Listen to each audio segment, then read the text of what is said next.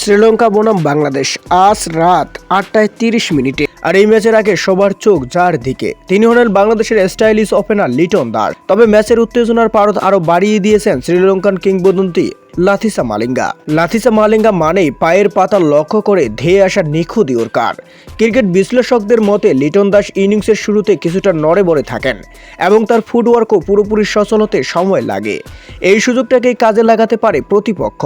ইনিংসের প্রথম বা দ্বিতীয় ওভারে যদি মালিঙ্গার স্টাইলে একটি নিখুঁত ইনসুইঙ্গিং ইয়র্কার দেওয়া যায়, তবে লিটনকে এলপিডব্লিউ বা বোল্ড করার দারুণ সম্ভাবনা তৈরি হতে পারে। লিটন দাস একজন সহজাত স্ট্রোক প্লেয়ার। তিনি বলের গতি ব্যবহার করে খেলতে ভালোবাসেন। এখানেই মালিঙ্গার দ্বিতীয় টোটকা কাজে আসতে পারে, গতি তারতম্য। পরপর কয়েকটি দ্রুত গতির বল করার পর হঠাৎ করে একটি স্লোয়ার ডেলিভারি দিলে লিটন শট খেলার জন্য আগেভাগেই প্রস্তুত হয়ে যেতে পারেন, যা তার টাইমিংয়ের গড়বড় করে দেবে। এর ফলে ক্যাচ তুলে দেওয়ার ঝুঁকি বাড়বে। মালিঙ্গার বিখ্যাত অফ কাটার বা back of the hand slower এক্ষেত্রে হতে পারে প্রধান অস্ত্র। এদিকে লিটন কভার ড্রাইভ খেলতে পছন্দ করেন। অনেক সময় অফ স্টাম্পের বাইরে বলে খসা দিয়ে আউট হতেও দেখা গেছে তাকে।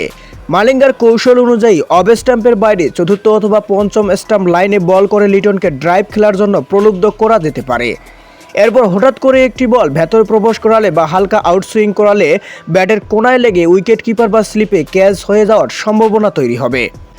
এমনই টোটকা দিতেছেন লাথিসা মালিঙ্গা শ্রীলঙ্কান ক্রিকেটারদের বাংলাদেশের বিপক্ষে জয় ছিনিয়ে নেওয়ার জন্য। তো দর্শক, এমন টোটকা কতখানি কাজে আসবে বলে আপনি মনে করেন, তা অবশ্যই আপনাদের মূল্যবান মন্তব্যটি ভিডিওর কমেন্ট বক্সে জানাবেন।